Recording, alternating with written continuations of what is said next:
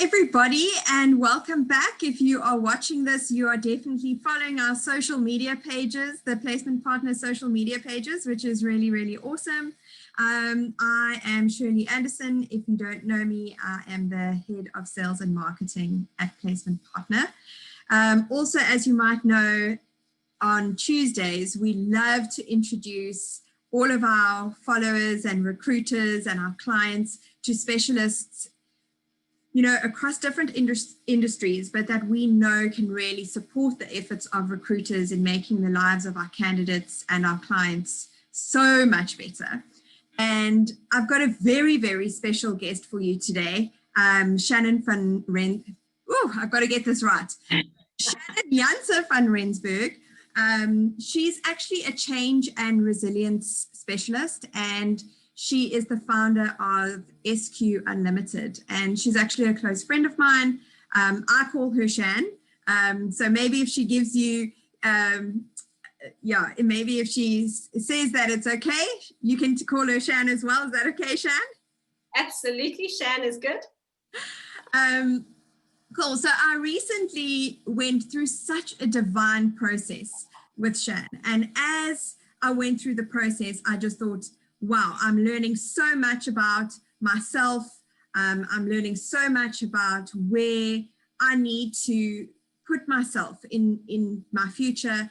And actually, a recruiter needs to know about this so that they can really help their clients proactively and make sure that their candidates are making great decisions moving into different roles. So welcome, Shan. I'm really excited for our chat today. Thanks so much, Shirls. Yeah, lovely to be with you. So maybe you can just get us started rather quickly on telling us about this assessment. It's called the GC Index Assessment. What is it? And yeah, maybe just fill us in a little bit more about what it does. Absolutely, yeah. So I'm glad you're really excited about the GC Index, because when I first came across it, it really changed my life. And that's why I'm so passionate about this tool. And as you say, just giving you this insight that you never had before in terms of yourself, the value that you can add as an individual to your role and the impact that you can make within an organization. So the tool is called the GC Index, and it's an organometric, which measures a person's what we call proclivity. And your proclivity is kind of like, is your inclination to do something. So I always tell people, you know, you're sitting doing something and you suddenly realize it's 2 a.m. and you didn't know where the time went, because whatever you're doing is really fueling you and energizing you and really making you want to continue. Versus those things that we have on our list and we kind of keep moving them to the bottom because we know even just thinking about doing them is exhausting. So it's really about measuring an individual's potential and real impact that they can bring to their role and to their organization.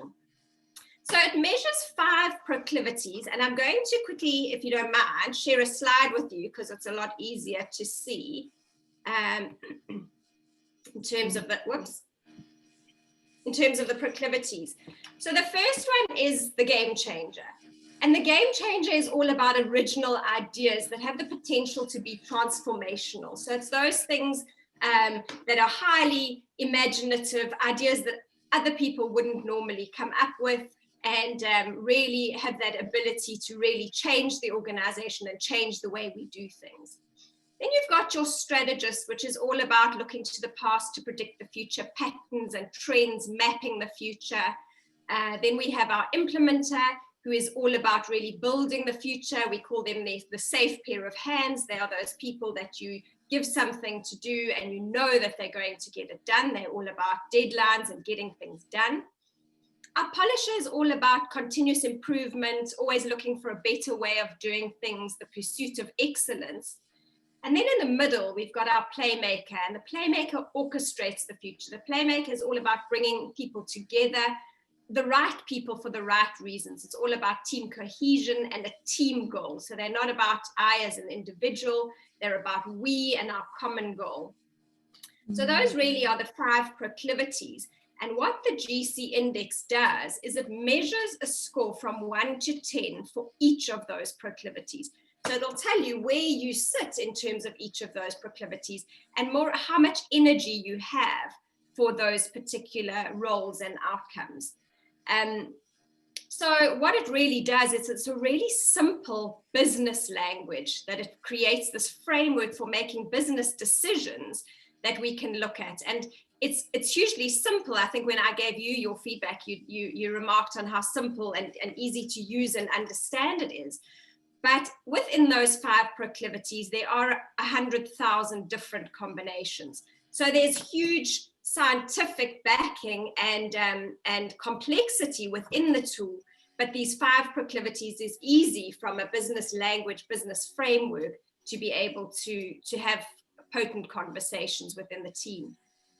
So that's quite exciting and quite useful when you're dealing with individuals and how they are driven to make an impact. So, I think about often, I'm an extreme introvert, but anybody who knows me would not agree with that. And are you going to make, so would that be a good business decision based on whether you're an introvert or an extrovert? Not necessarily, because with those social skills, and I can appear to be an extrovert, where I'm not that. So the difference with the GC index is really that it helps you to make business decisions based on a business framework and a business cycle. Yeah. What I loved about this, it was a little bit different to assessments that I've done before, which will tell me about my personality, and which types of people I'd work better with. And it gives me sort of things to look out for, just in terms of my personality and how I get the best out of myself and others through that, which is obviously amazing as well. But what I found just fantastic as an insight for myself was, now I understand why in certain parts of my day, I can get extremely exhausted. Even though I'm doing a task that I'm very good at, I'm actually very well skilled at. And I think a lot of people who are my managers or teammates would say, she must love doing it because she's really good at it. And I often used to sort of question myself, and I got a little bit down on myself and was hard on myself, going, but now why am I feeling so tired and so drained? You should love what you do. But actually, if I just look through my day, I now understand that maybe that's something that saps my energy. It doesn't necessarily, I'm good at it, but it doesn't feed me. And so now I can manage my day a lot better. I can go, okay, cool. If I'm going to be doing a lot of implementation, because we know that that was something that was sort of low on what feeds me, then I need to make sure that that's followed up with something that's very game changer like, and where I'm going to be, thinking big and creatively and that kind of thing. So then I'm ready for the next thing, because at the end of the day, every role is going to have something you maybe don't like about it, but it just helps you manage it a lot better. And then also take you, help you to step, into positions that that are going to give you sustainability long term as well. So that's how I felt that this assessment was quite different to me compared to other assessments. So that was really interesting. Why would you say this is a useful tool for a recruiter and the recruitment process itself? Well, I think, Shirley, as you mentioned, there's a lot of ways to find out somebody's personality. We can talk about their skills, expertise, experience. But in order to make the most potent impact in a role, if you've got a skill and you have the proclivity for that area, that is where you're really going to make the potent impact. So you can be doing something that you're particularly good at, and it's feeding you and it's giving you energy. So as I said, it's those things that you can do till 2 a.m. when work suddenly doesn't feel like work because I'm really enjoying it. Versus something that sometimes people can be really particularly strong in, but eventually they get tired or burn out or whatever because I'm doing it and I'm good at it, And so obviously we get, we get energy from things that we're good at, probably more, through the recognition or whatever that we're getting from it, but it's not necessarily fueling us or feeding our energies. So if we take what the GC index says is that if we take a proclivity and we build the skill for that proclivity, that is what's going to give us a strength, and that's what's going to give us our most potent strength in the role. Very interesting. So I know that you have already filled me in on a lot of different scenarios where you're working with this in businesses. So you are using it strategically in many different ways. But having seen this at work in an organization already, what would you say to a recruiter or as a top tip that would help them to really partner with the organization or their client that they're recruiting for to help them, I guess, be more proactive in setting their organization up and their team up for success? Sure. So I think one of the beauties of the GC index is that this one assessment, so you complete the assessment once off, and it gives you this information, but it can be used in so many different ways. So for example, for recruitment, it gives you information on a candidate that you're able to understand what impact is the candidate going to make. So what are they going to bring to this role? And often, I think in recruitment, often you have a candidate who can talk a really good game, and then they get into the role and potentially aren't necessarily that suited to the role. And vice versa, sometimes you have candidates who would be perfect for the role who aren't necessarily able to articulate the value that they can bring. So I would say using the GC index in that context would really help you to understand the value that your candidates can bring to the team. Using the GC index within a team context also. So as I say, we do this one assessment, but what we also do, which adds huge value, is a team snapshot. And the team snapshot would take the proclivities of each individual in the team, and it would give us a picture of what does that team look like. So then we're also able to move people around to recruit for what area are we looking for in the team. So if I talk about a change process, for example, and I've been in change management almost 20 years, so many times you work on a project and 18 months down the line you realize that the project isn't in, and then you assess your team and we've got no implementers in the team, which is a bit of a problem. So this gives you that upfront information. So as I say, with this one set of information, you can understand the individual, you can understand how they're going to make an impact. It gives you an idea of their leadership style and how they're going to lean into their leadership proclivities. It gives you an opportunity to be able to restructure teams, move teams around, look at why is one team performing over another team. So you may have two different separate sales teams, and one is performing and one's not. What's the difference? What's happening in those teams? Why? And this GC index team snapshot can give you a picture of that and why it's working and why it's not working. So with this one set of information, there is so much more value that you can add to the team in understanding how to build the team, where there's issues. It also gives you a really nice language to be able to deal with conflict in teams. So often I've facilitated sessions with teams where they've said, oh gosh, actually we've had this area that's been a sticking point for ages, and suddenly we're able to have a conversation because it's a non-threatening language. So if I give you an example, I had I co-facilitated a strat session for a team. And so the facilitator, I said to him, well, do the GC index. And then, because we were using the GC index as part of the strat session. So he did it, and we had his results, and I just shared it with him before the session and explained it briefly, but we didn't do a feedback session. And so I kept saying to him, we need to actually have a conversation about this. And months and months, and I kept saying, when can we have the conversation? When can we have the conversation? And kind of put it off and put it off and put it off. And eventually I nailed him down, and we had the conversation. And in the session, I burst out laughing and I said to him, you know, I'm a polisher, and a polisher wants to tie up loose ends and make sure everything looks, you know, it's all done perfectly. He was a strategist, and a strategist wants to know, why are we doing things? So for a strategist, it was like, well, I know my results. Why do I need to meet with you?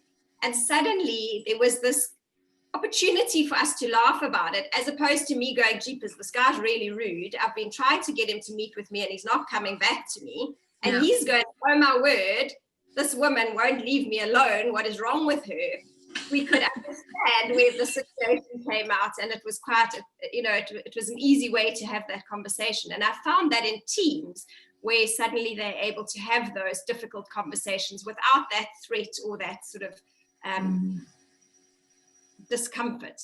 Yeah, definitely. I think definitely an ability to recognize the opportunity you have in one another, and rather than see the faults, if that makes sense. Amazing. Yeah, absolutely. So yeah, I mean, I've used it with executive teams in strat sessions, in boards, looking at how to, restructure and what to do in a board situation. It's fantastic and being used very extensively, specifically in the UK in recruitment, and all kinds of team development, culture development. Interestingly enough, if you Google, I need to look at the right words, equality, diversity, and inclusion, the GC index comes up number 1, as well as if you Google impactful recruitment, the GC index also comes up first. So it's definitely starting to make inroads in those areas, which is really exciting.